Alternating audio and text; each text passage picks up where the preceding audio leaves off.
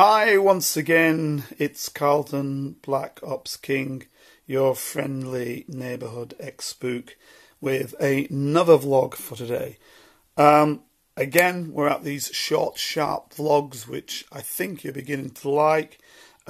Today, what I'm going to do, I'm going to look at the latest pronouncement of the man across the pond, the one and only President of the United States, Donald J Trump.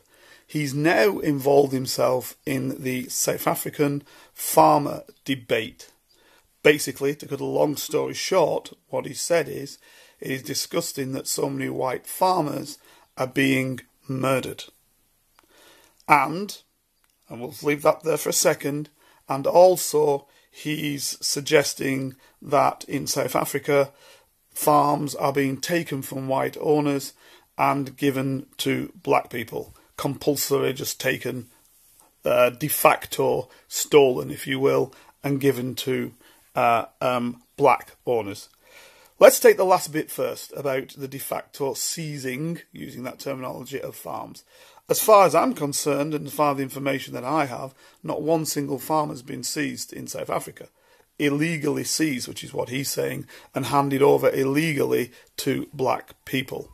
Now let's hit the other part of what he said, which is probably more emotive. And if you remember, somebody like Katie Hopkins also mentioned white farmers are being murdered by blacks and nobody's saying anything.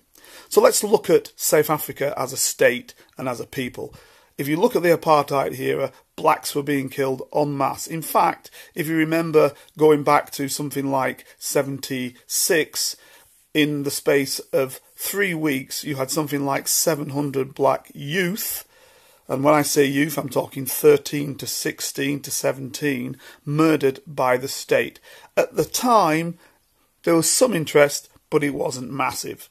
Right, so let's look at South Africa today, the Rainbow Coalition, the Rainbow Nation, i.e. everybody taking part in South Africa and not apartheid like it was, with just whites ruling and the rest a subclass thereof, and blacks particularly having no rights whatsoever and had to have passes in their own land and couldn't stay in various areas.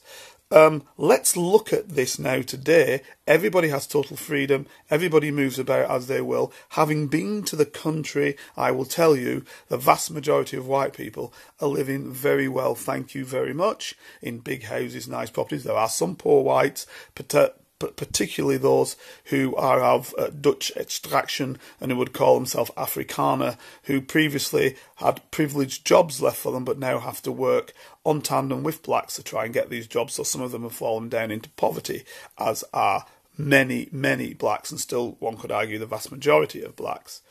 So let's look at particularly what he said about the killings of white farmers. By the way, farms given to these Afrikaners or taken by these Afrikaners, or actually in the apartheid era taken from areas where blacks weren't allowed to live and given to white farmers, albeit that there have been some farms in white hands for 300 years. And that's right, because they are citizens of the country and part of the country, not a problem.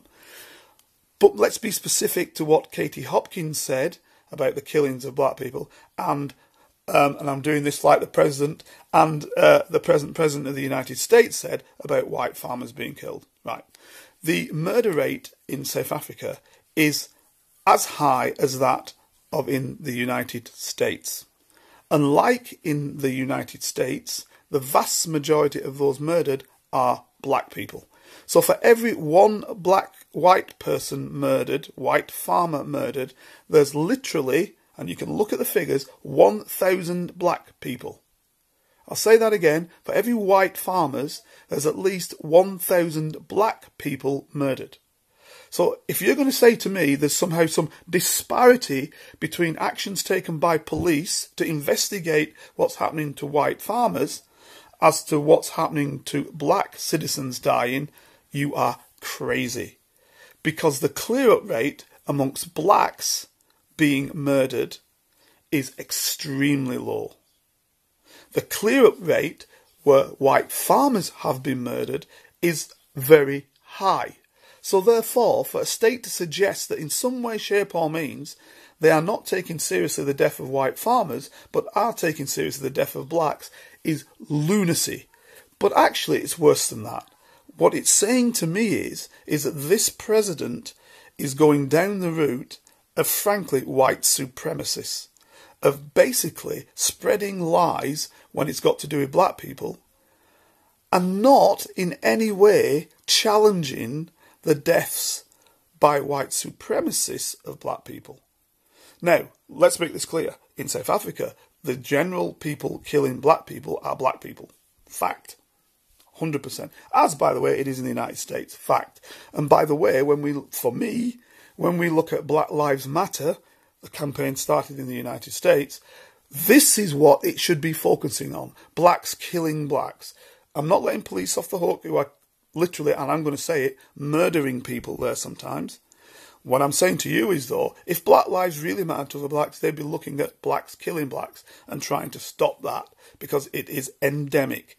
So, I've been fair on that issue. Let's go back to South Africa, which is what we're talking about, and let me be totally fair on that issue. It is lunacy to suggest that the South African government is in any way, shape or means devaluing the life of white farmers vis-à-vis black people. Frankly, it's a disgrace that the South African police are not investigating crimes in the townships to the degree and to the level that they are investigating crimes that happen on white farms.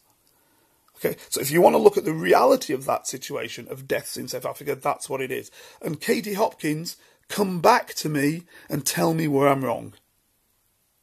Because I know the President of the United States won't, but Katie, you can. That's it for today, ladies and gentlemen. If you want to come back to me at anything, please subscribe below.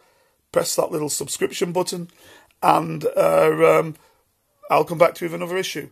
I'll be looking at probably the slave trade and Brexit within the next 1 or 2 vlogs. See you again. Bye.